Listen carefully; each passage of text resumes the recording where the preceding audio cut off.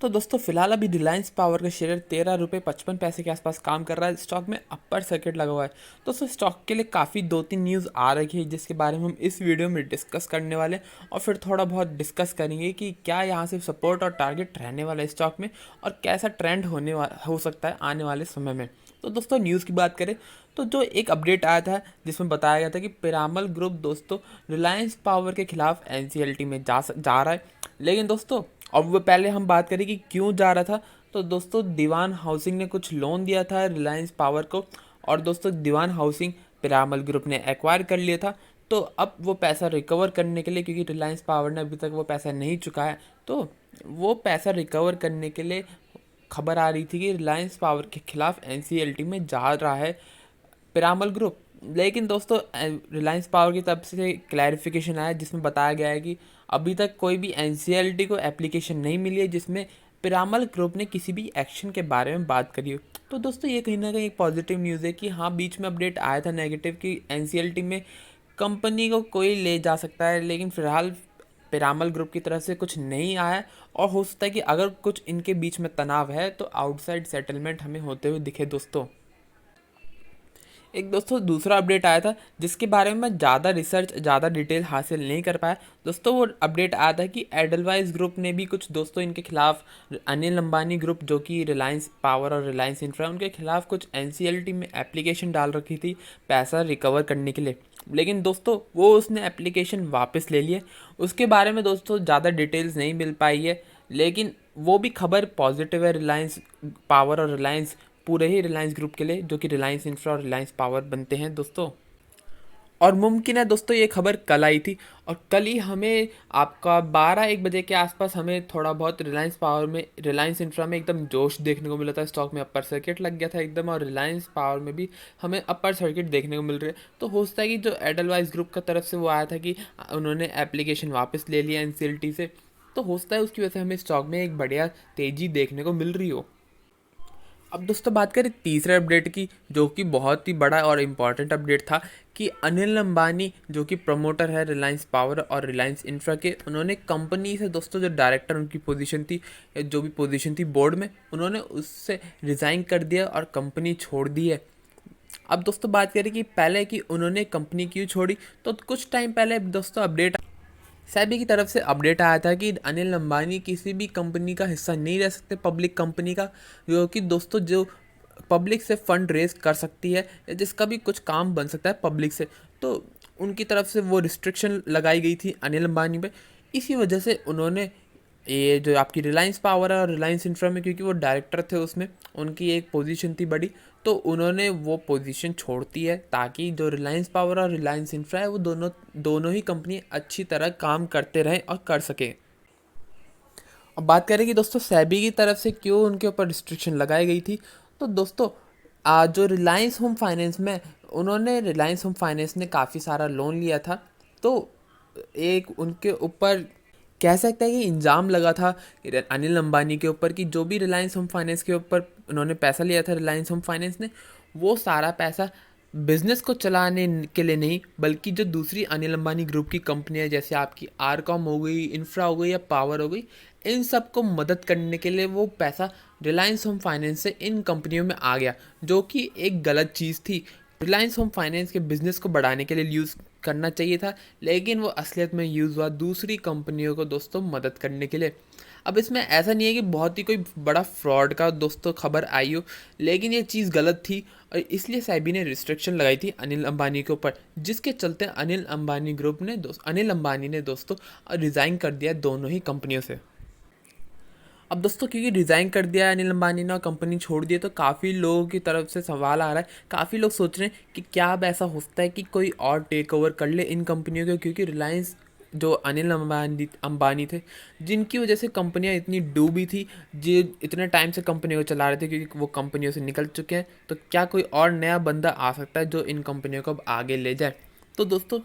अगर पिछले आपका थोड़े टाइम पहले ही अनिल अंबानी दोस्तों जो प्रोमोटर है कंपनी के, उन्होंने अपना स्टेक बढ़ाया था दोनों ही कंपनियों में, करीब करीब 25% के आसपास दोनों ही कंपनियों में स्टेक है। एक कंपनी में दोस्तों उनके पास इक्विटी शेयर्स में स्टेक है और एक कंपनी में उनके पास वारंट्स है, तो दोनों ही कंपनियों में उनके पास 1/4 स्टेक है। अगर वो स्टेक नहीं होता दोस्तों और वो कंपनी छोड़ देते तो कहीं ना कहीं एक ये बड़ा खतरा होता कि कोई भी दोस्तों थर्ड पर्सन बाहर से आके बोर्ड को अपनी तरफ कर ले और सारे शेयर्स परचेज कर ले मार्केट से या शेयर्स इशू करवा ले और फिर वो कंपनी का मालिक बन जाए। लेकिन दोस्तों क्योंकि यहाँ पे एक चौथाई स्टेक अभी भी अनिल अंबानी के पास है, तो वो चीज़ होने के चांसेस बहुत कम है कि कोई थर्ड पर्सन आके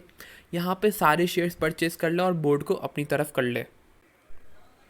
तो दोस्तों ऐसा नहीं है कि अनिल अंबानी ने कंपनियां छोड़ दिए दोनों, तो वो कंपनी से पूरी एग्जिट हो चुकी है उनकी, उनके पास एक चौथाई स्टेक है। और जहाँ तक मैंने कहीं पढ़ा था मीडिया रिपोर्ट्स में, जिसमें बताया गया था कि जो बोर्ड है वो अभी भी कह रहा है कि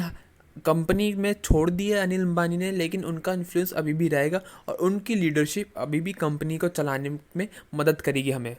अब दोस्तों बात करें स्टॉक के बारे में कि स्टॉक यहाँ से कैसा दिख रहा है, तो दोस्तों स्टॉक के लिए जो 12 रुपये का स्तर है वो एक कहीं ना कहीं बड़ा सपोर्ट स्तर है, जो कि हमने पिछली वीडियोस में काफ़ी बार डिस्कस किया है। जब भी स्टॉक यहाँ पे आता है तो यहाँ से एक अच्छा खासा सपोर्ट देखता है। और दोस्तों लेकिन ऊपर में स्टॉक जब भी तेज़ी देखता है तो ऊपर ज़्यादा ऊपर नहीं जा पाता है,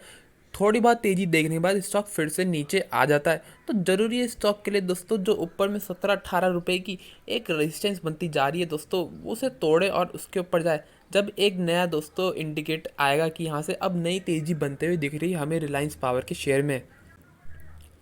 तो दोस्तों बात करें कि अगर आपके पास शेयर्स पड़े हैं तो क्या रिलायंस पावर शेयर को आप होल्ड करना चाहिए, क्या होल्ड करने लायक है ये शेयर। तो दोस्तों रिलायंस पावर का जो भी बिजनेस है, जो भी चीज़ है, रिलायंस इंफ्रा में दोस्तों जैसे हमने पिछली वीडियोस में डिस्कस किया है, रिलायंस इंफ्रा का दोस्तों एक मैटर चल रहा है कोर्ट में, जहाँ से उनको एक अच्छी खासी अमाउंट आ सकती है, करीब 6 से 7 हज़ार करोड़ रुपए। दोस्तों उम्मीद है कि 6 से 7 हज़ार करोड़ रुपए उनको वहाँ से आ सकते हैं, जो कि डीएमआरसी के साथ उनका कोर्ट फाइट चल रहा है। तो वो पैसा अगर आता है तो पूरे वो अनिल अंबानी ग्रुप के लिए फ़ायदेमंद होगी, रिलायंस पावर के लिए भी फ़ायदेमंद होगी, क्योंकि दोस्तों वो पैसा रिलायंस इंफ्रा में आते हुए दिखेगा और रिलायंस पावर सब्सिडरी है रिलायंस इंफ्रा की। तो अगर कोई भी दिक्कत होती है रिलायंस पावर को दोस्तों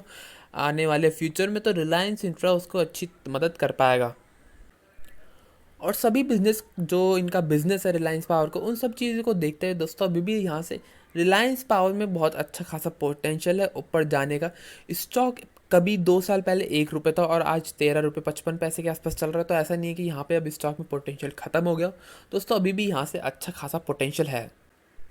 लेकिन कंडीशन यही है कि यहाँ से जो भी चीज़ें हो रही हैं यहाँ से चीज़ें इम्प्रूव होते रहे। ऐसा ना हो कि यहाँ से कोई फिर नया केस उनके सामने, नई मुश्किल आ जाए अनिल अंबानी ग्रुप के सामने, इन रिलायंस पावर और रिलायंस इंफ्रा कंपनियों के सामने, जिसकी वजह से दोस्तों उनका टाइम फिर से बहुत ज़्यादा वेस्ट हो, उनको बहुत ज़्यादा फाइनेंशियली कोई दिक्कत हो, या कोई उनको एनसीएलटी में ड्रैग करके ले जाए जहाँ पर उनकी फिर फाइट चलती रहे।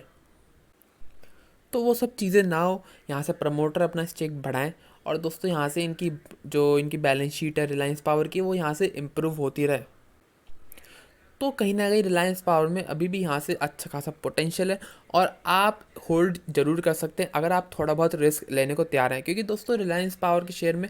एक रिस्क हमेशा रहेगा। क्योंकि दोस्तों जैसा हमने वीडियोस में डिस्कस किया है पिछली वीडियोस में, अगर आप डिटेल में जानना चाह रहे हैं कि रिलायंस पावर और रिलायंस इंफ्रा जो कि इनकी पेरेंट कंपनी और अनिल अंबानी ग्रुप की क्या हिस्ट्री रही है, कैसा उनका टाइम बीता है 2008 के बाद से, तो वो हम आप उन वीडियोस में जा सकते हैं। दोस्तों बात करिए क्या रिलायंस पावर में अच्छा पोटेंशियल तो अच्छा खासा है, तो क्या इसमें एक बहुत ही ज़्यादा बड़ी इन्वेस्टमेंट भी की जा सकती है। दोस्तों अगर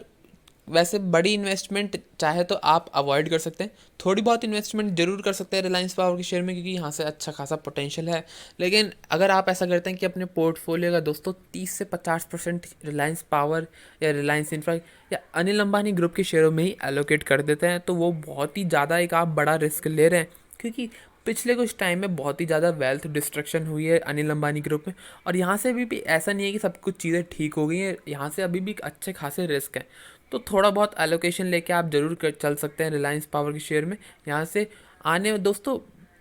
अगर स्टॉक 18 रुपये के ऊपर निकलेगा तो फिर कहीं ना कहीं दोस्तों एक नया ब्रेकआउट आते हुए दिखेगा और एक नई तेज़ी के सिग्नल्स हमें मिलते हुए दिखेंगे। लेकिन ज़रूरी है कि आपको इसमें रिलायंस पावर के शेयर में आपको टाइम देना पड़ेगा, क्योंकि दोस्तों करीब 1 साल होने वाला है जब से स्टॉक ने तेज़ी देखी थी अच्छी वाली। जैसे अगर मैं आपको चार्ट पे दिखाऊं,